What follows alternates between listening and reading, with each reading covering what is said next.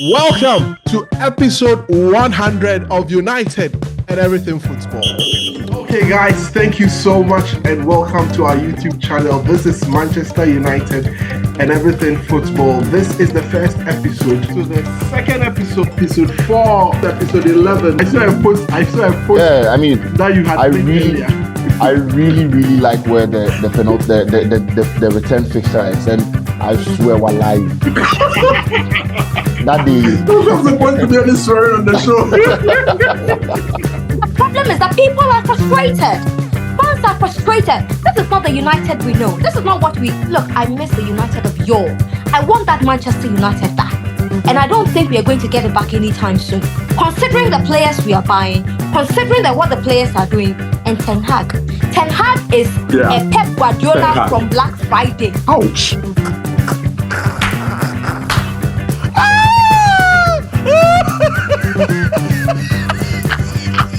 Pep Guardiola from Black Friday. No one to defend everything anywhere.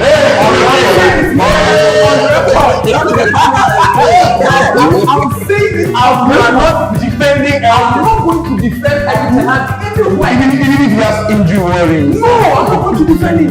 I think, look, it will be very unfair, and I think everything has a ripple effect. A good system brings the best out of a player, and a good structure also brings the best out of a manager. That is a headline. That is a headline. You have to repeat that. That is a headline.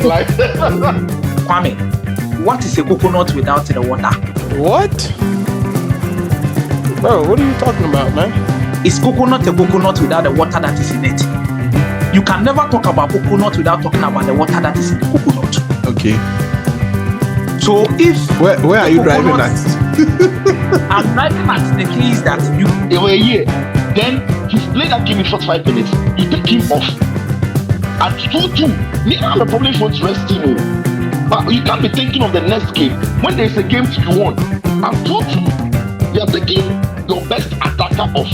When Amad Diallo throughout the whole game was off. It was at that point I knew he had lost his. I'll not read too much into that. Di Maria is retired. Messi's uncle has worked for Poli. What did he say? Whether he likes it or not, and the team will become Garnacho's team. So Garnacho should be worried. Viva Garnacho! Hey, y'all, come look at this. The players almost look like they are quarreling with each other. It's almost like they train 7 days a week, and then on match day, it's like they don't know each other.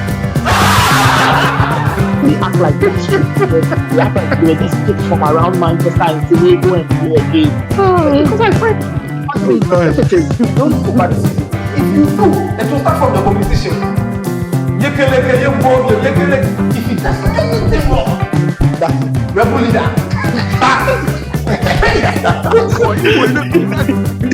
Guys, the thing is in your head, you don't want to see it. Then when I go and say, I'll carry it. Let's stop and dominate their series. He's been there from today. He showed McTominay how to arrive in the box. And I'm saying that this season, when Ten Hag wanted to sell McTominay, and we went for the first international games. When he was backing a hat-trick against Spain and what have you, and was the top goal scorer for Scotland in their Euro qualifiers. What was me? I was playing Ten Hag, and I was really having in his plans, but he was doing it. Then this guy comes.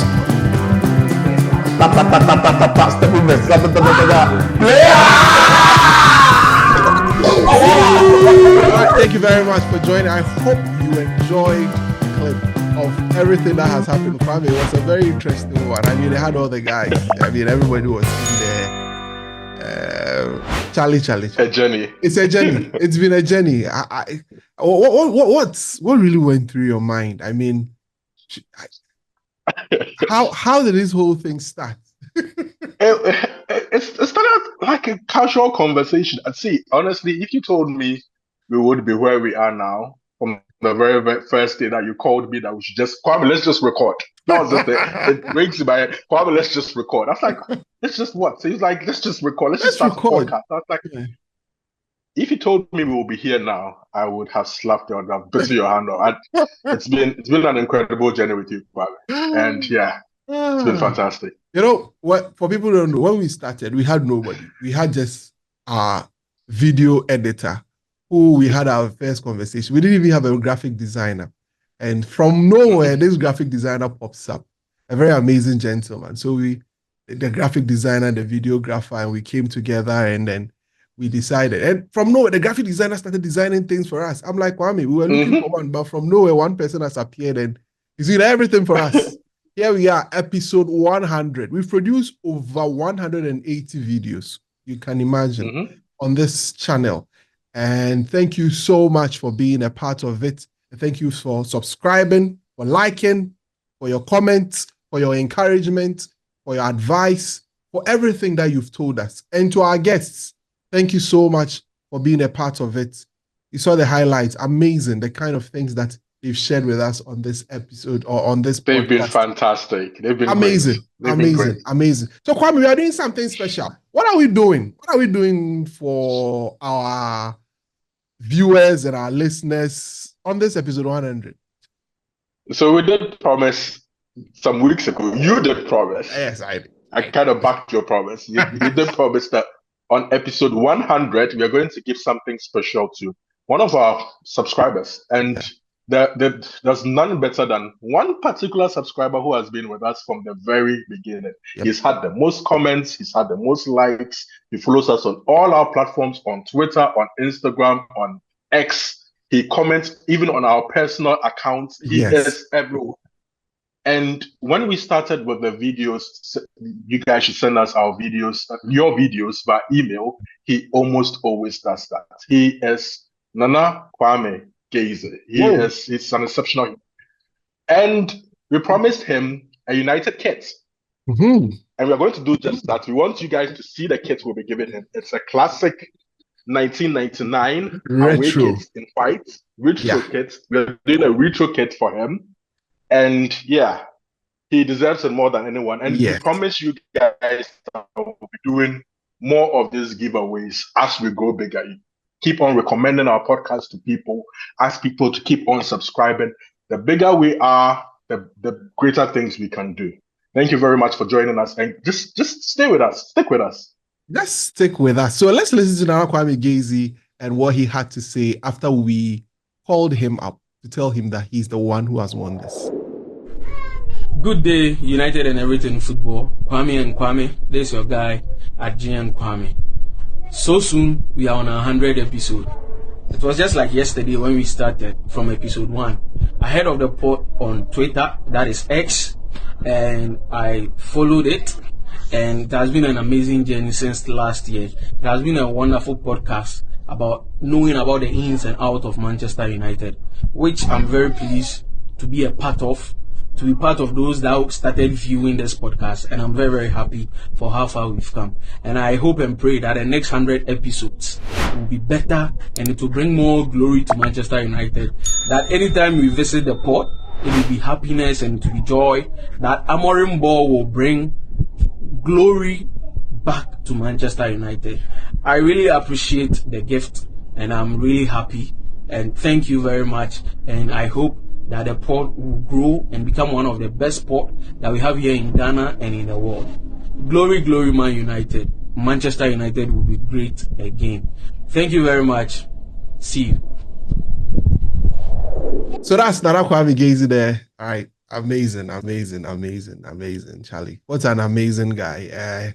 For all those who don't know, we didn't select it maybe based on, it was the YouTube analytics that gave us all the statistics of this gentleman, his comments, many times he's commented, how many times he's liked, and it is from the beginning. I want to reward him for this amazing gesture. So in the next episode or in another episode to come, I'll do the presentation and we'll show you here on United Everything Football so you get to see. So remember, like, comment, share. You never know. We plan to do a lot more things, share a lot more merchandise so that you get to be a part of it. So thank you very much for being a part of this. Let's make a quick turnaround. When we come back, there's a lot to discuss. Dan Ashworth is no more the director of football at Manchester United. Also, United lost 3-2 against Nottingham Forest at Old Trafford, a record that has been broken for over 100 years. Manchester United. We are here to discuss all of that. Let's make a quick turn. When we come back, I'll get to Kwame. We talk about all of this here on United. Everything.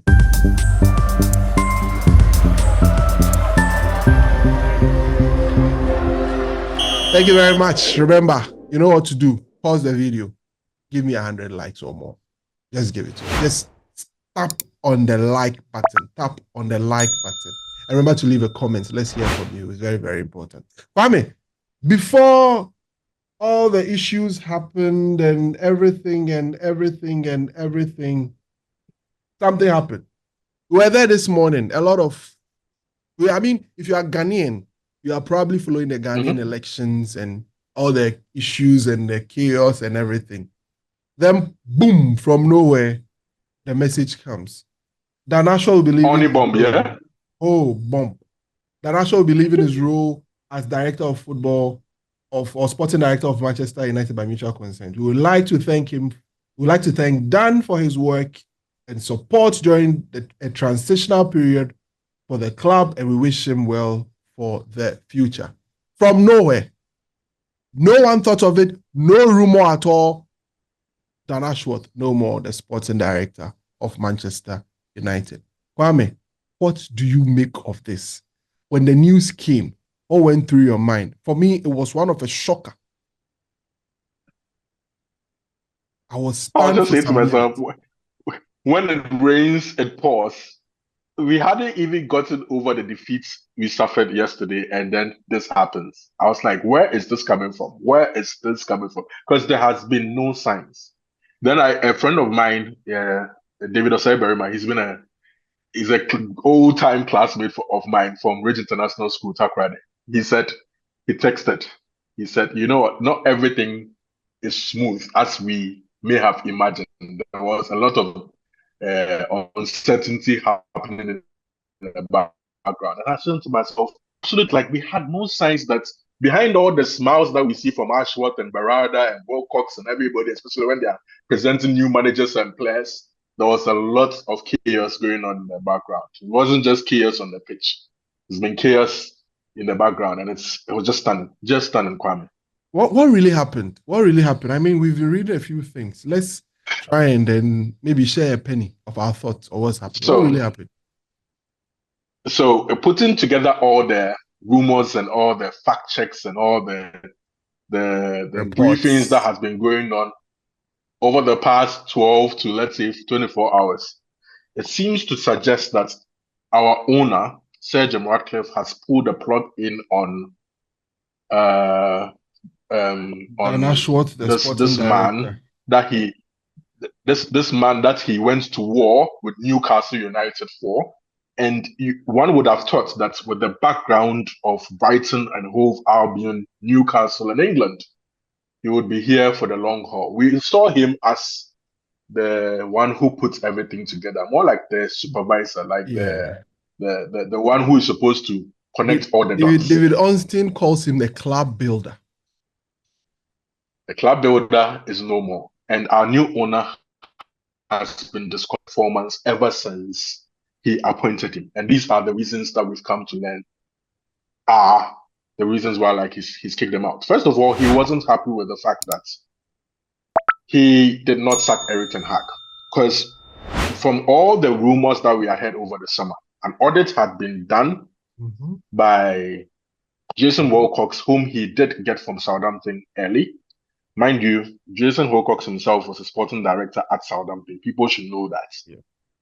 And he did an audit and came to a conclusion that we should change the manager. Jason Wilcox is also the man who is responsible for developing a game model for this football club, right? And also the man who was put in charge of transfers before Omar Berrada and Dan Ashworth were actually confirmed over the summer. So that's a big, big man who had a very big, big say. And I think the ownership did agree with him. That's not uncommon knowledge because we were looking for a coach during the summer. Yeah. But it turns out the information gathered seems to suggest that once Ashworth came through the door and was appointed, Ashworth being the patient man that I know he is, both of us know that he is, suggested that Erik ten Hag should keep doing his job. And not just that, we extended his contract by a year. So usually over here in Germany, what I've come to learn about the role of a sporting director, because I've realized that it doesn't cut across everywhere. It's very often when a sporting director is appointed, the sporting director is the one who's responsible for who coaches the team and how generally the football is actually run. So by saying that you wanted Ten Hag to stay, basically that is your manager, that is your man. And it was evidenced by his public backing of Ten Hag. If you remember, just before the Liverpool game, or was it just after the Liverpool game? I think the recording was done before the game, but it came out after, where he had publicly backed him. If you do that, you have to be 100% sure that you're making the absolute right decision, because there was the opportunity to press on and look for a different man over the summer. But if you wanted Ten Hag to stay, then you should have made sure that things worked. But as we have come to learn, things did not work out. Things did not get better. In fact, things got worse. Coupled with the fact that our owner, once again, has not been impressed with the way recruitment was also done over the summer.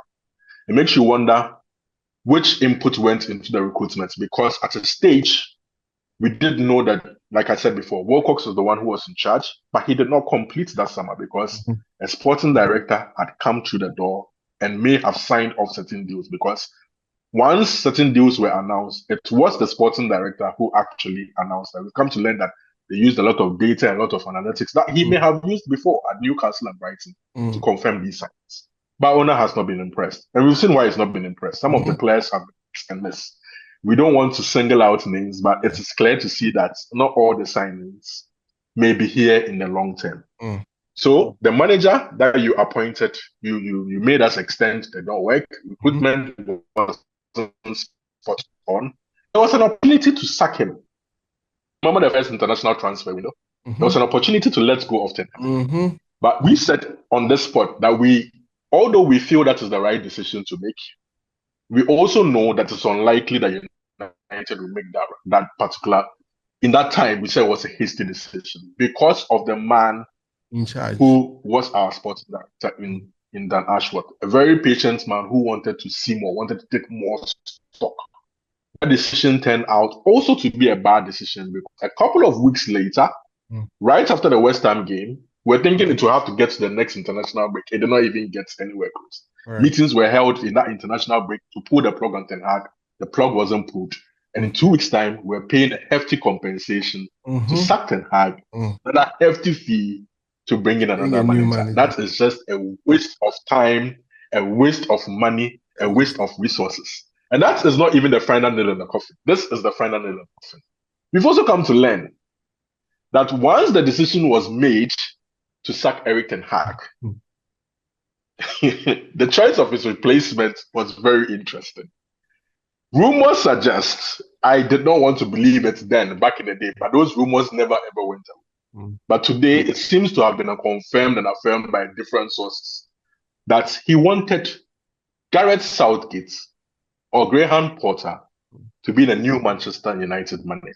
Nepotism may be the end of some people, because that did not turn out to be what it was. We went in to appoint Ruben Amorim, who was clearly publicly sought after by the CEO, Omar Berada, and the person who is responsible for the game model and partly responsible for recruitment in Jason Wilcox. Two people who used to work together at Manchester City. All I saw was one came on recommendation of the other. So they are a team. Recommended that Jason Wilcox joins Manchester United after he was confirmed as the CEO.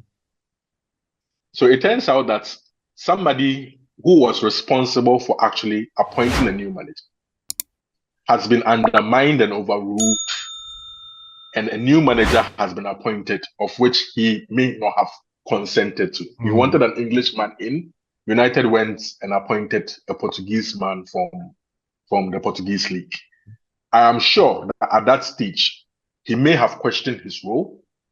Sir Jim Ratcliffe and others may also have questioned his importance and role at the football club, because if you can't make these decisions anymore, then there was no point of you actually being there. So 3 things had gone wrong. Not sacking Ten Hag, delaying sacking Ten Hag, and And the opting to replace Ten Hag with somebody else that you did not want to. And on top of that, recruitment has not been apt. All in the space of 2 to 3 months. So this our man, our owner, who is over 70 plus years old, closing in on 80, has no time. Has no time. But in all honesty, what it does look like is it looks like we are in chaos. I liken this chaos to what Chelsea went through in making changes once Todd Boehly took over. It's just chaotic. But you're hoping that through this chaos and through all these drastic changes, very, very soon, sooner rather than later, like Chelsea have been able to find their feet, we'll also be able to find our feet. The last expectation I want from him is if you have been drastic enough to sack Sir Alex Ferguson, yes, he sacked Sir Alex Ferguson, sack Eric Ten Hag, sack your sporting director, all in the space of less than a few months. He should extend that ruthlessness to how the squad is also being rebuilt, because some players have overstayed their time at Manchester United. If we want to be successful and successful quickly, because clearly he doesn't have time. He wants things done as quickly as possible. The squad should be overhauled. And I don't want to say a complete overhaul, but then there are some players who have overstayed their time. They should be moved on quickly and replaced by far better players than the players who are being let go. So it's two ways. Players should go and very good players should come in. Well, that's a breakdown from Kwame and a bit of analysis of the whole issue about Dan Ashworth and how he has been made to leave the club. So Sir Jim Ratcliffe, as is being said by The Athletic, is the one who initiated this or instigated this whole process of getting Dan Ashworth out of the club. Others, to add up to what Kwame is saying, others are also saying that there was no clear alignment between what Dan Ashworth wanted and what the whole football structure also wanted. I've made mention of the fact that when you talk about the football structure in Man United right now, is the CEO, the sporting director, and then the technical director, with Sir David Brailsford and other people supervising. If one person is not in alignment of everything that is happening, it is clear that the person would have to go. And that is also another explanation that has been given by Mopetiers, who is also a known insider of issues around Man United. So these are some of the reasons why. It's almost like we move from not having a structure to having too much structure. And now we have to come down to having a normal structure. But still, there are rumors flying around. Rumors flying around indicates that Andre Bata, who is the sporting director of Atletico Madrid, who is due to step down at the end of the season, is also being considered. So it's quite an interesting one. But I have a concern. That's a very, very experienced. Very experienced. He's been there for years. And he's been the one who supervised some of the success that they've had under Diego Simeone. But I have a bit of this is my analysis. The alignment is very important. You need people to be all on the same page so that we can move forward. Without a clear alignment, you can't do that. I remember Pep Guardiola talking about how aligned he is with the CEO, and then that's Fabian Soriano, and the outgoing director of football, Chiki Bergerstein. And they're able to understand, reason together, and do things. If you remember very well, when the explainer was being given about how Ruben Amorim was hired, there was very little mention of the input of Dan Ashworth, because the news had it that it was our chief executive officer who went all the way to negotiate, to handpick him, negotiate, and then bring coach Ruben Amorim to Manchester United. So this sort of feeds sideline the sporting director, yeah? Exactly. This sort of feeds into the idea that Ashworth had his plan, chief executive and other members of the football structure had their plan. And clearly there was no alignment. And if all of these, coupled with the explanation that Kwame gave, is anything to go by, then clearly the man in a hurry, known as Jim Ratcliffe, had to make a decision. and he instigated. It seems there's a personality clash with respect to what we want to do. One wants to do things in a hurry, but hired a man who does things patiently, slowly, with a lot of collaboration and talking things through and all of that. We don't have time. The man is in a hurry. So basically, that is that. But the concern I have is looking at the way, if you want to, that is an analysis we've done here. If you want to have a clear sense of how Ineos run football, there's only one football club you can look at, or even two football clubs. That's the problem. FC Lausanne and then Nice. Now, things taking over somewhere around 2019, 2020. OGC Nice have had 5 managers, including a caretaker manager. And the average period is 7 managers in 5 years. 7 managers in 5 years. Sorry, 7 managers in 5 years, including caretaker managers. If you should do an average, it means a manager stays there 1 year or at most 1 season, and then the manager is gone. Yeah.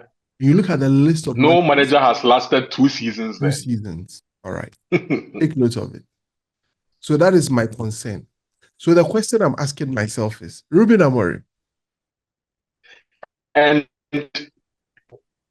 in those drastic changes, they have not. They've not even qualified for the Champions League. Absolutely, they've not. In 5 years, they've not been the Champions League. It's always been the Europa. So that is the fear. That is the fear. So you're getting to Ruben Amorim. Ruben Amorim, I'm smiling at you. What are you going to say? You don't have time, oh. That is all I have to tell you. You don't have time. So the things you want to do... If he doesn't improve in the next 6 months... The things you want to do it quickly. You don't have time. Because the man... This is why I like him to Chelsea, right? I like him to Chelsea. See, you may have your long contracts there. Potter had the long contracts, right? Before Potter, was it Lampard? Was somebody else? It was Potter, Lampard... Oh, Pochettino. And then now Maresca. Before you know, you are gone. I think we are going to go down that same road. Before you know, you are gone. There is no time. There's no time for project work and all. Exactly. So, United fans, what I want to avert our minds to is that this is the man. If you want to see how he's run a football club, just look at OGC Nice. And it's not even just the coaches. They've had different directors of football also take over. Yeah. The last director of football that was there left, and then the new director of football has come, and the new coach has also come. He's not afraid to sack people. He's not afraid to sack people. So, and he doesn't really care. He's a successful businessman, and he hasn't been. He's old and he's rich. Exactly. So that's the situation we find ourselves in currently at Man United and how things are. For me, I don't know what to expect.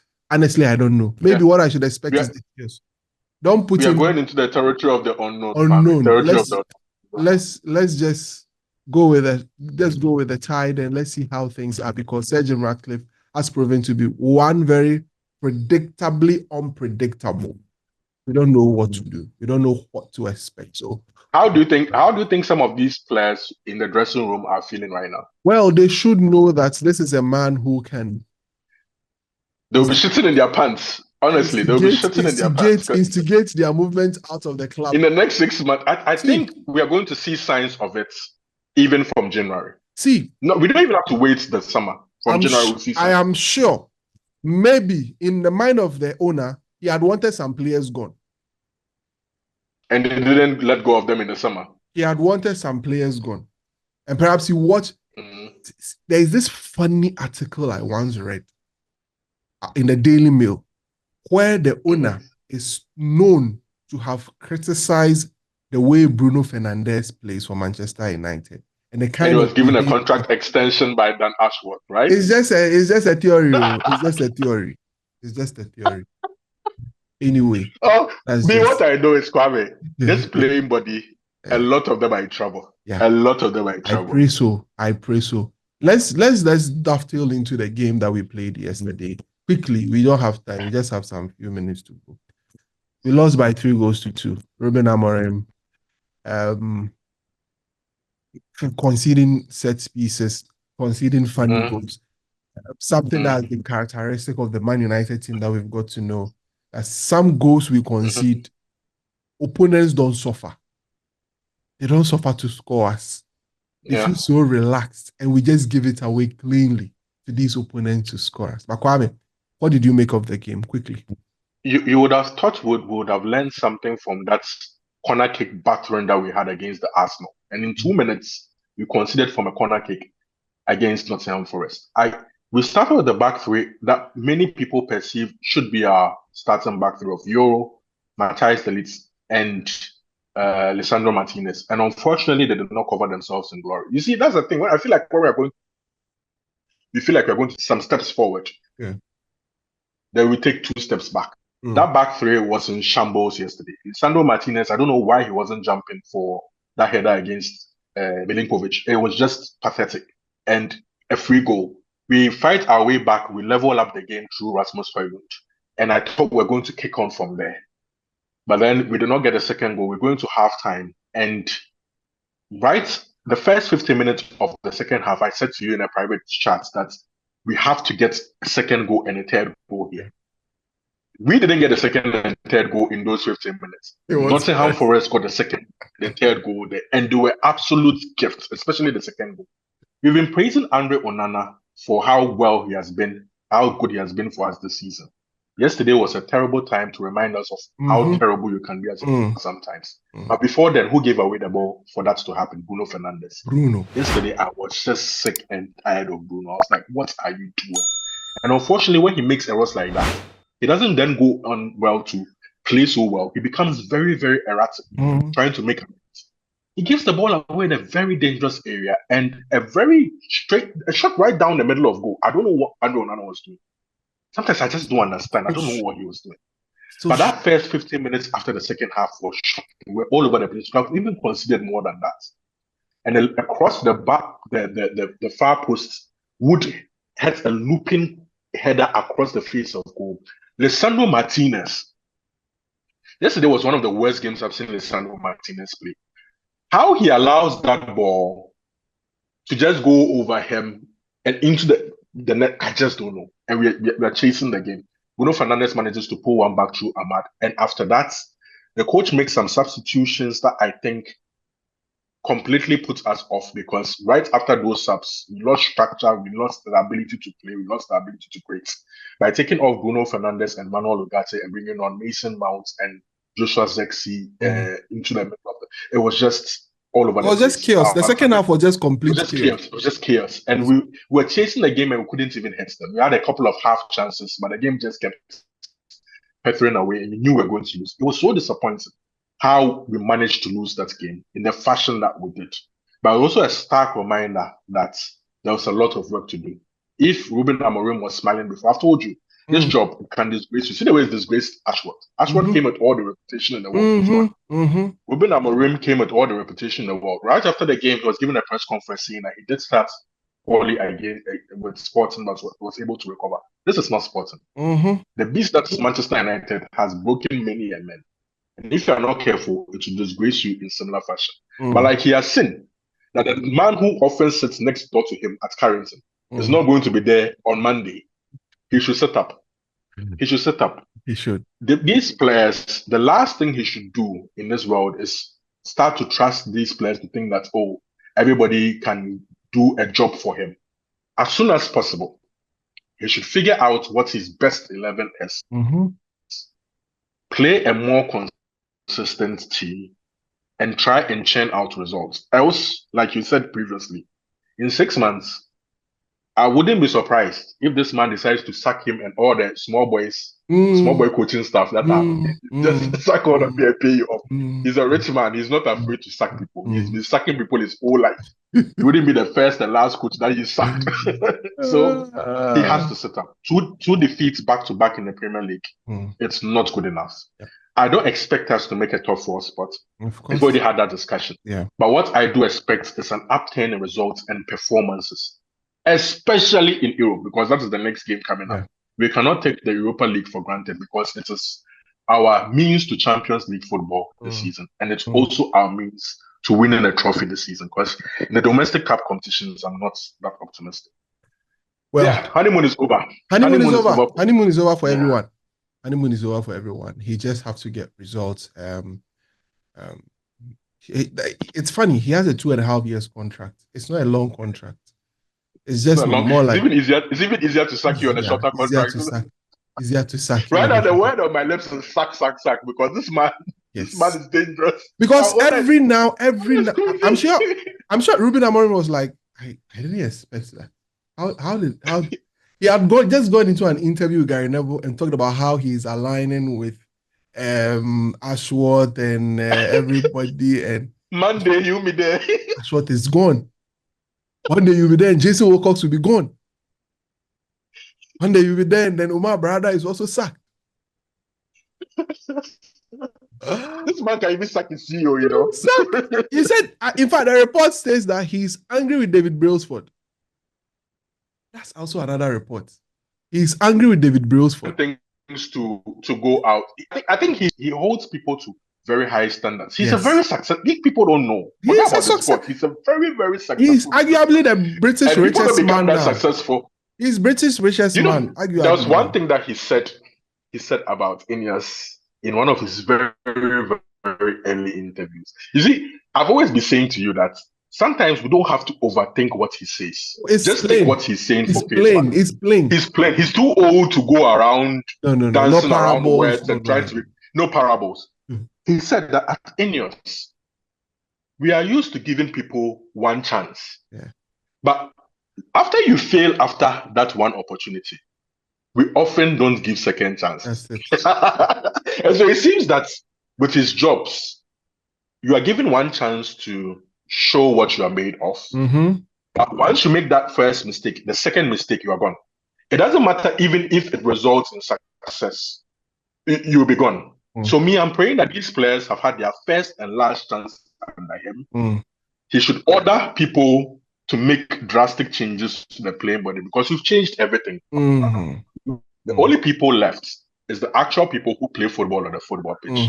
If we apply the same rule to them, I think we'll make strides bigger. Anyway, Kwame, thank you very much. Thank you very much for being a part of episode 100. It's been with you from the beginning. We keep going to the next 100 episodes.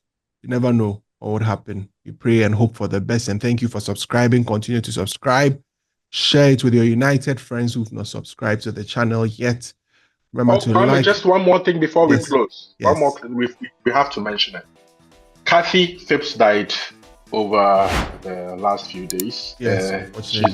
She's missed Manchester United. Yes. And yes, the players paid a tribute to her before the game. Unfortunately, they couldn't win the game for her. Yeah. But it just shows you what a family club Manchester United is. We are one big family.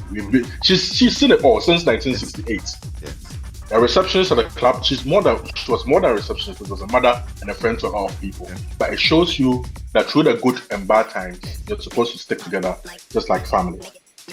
RIP to her, and hopefully we get back to being great soon. Thank you very much, Kwame, and RIP to Kathy Phillips for his unfortunate demise. Thank you very much for everything, the service that you're giving to Manchester United. Thank you for watching, and thank you for liking, sharing, commenting. We'll see you on the next one. Hopefully after the game against what team are we even playing in the Europa League? Do I even know some useless team in Europe that we should win? After that game, we'll be here to discuss everything on night and everything. Have a great time. See you on the next one. Bye bye.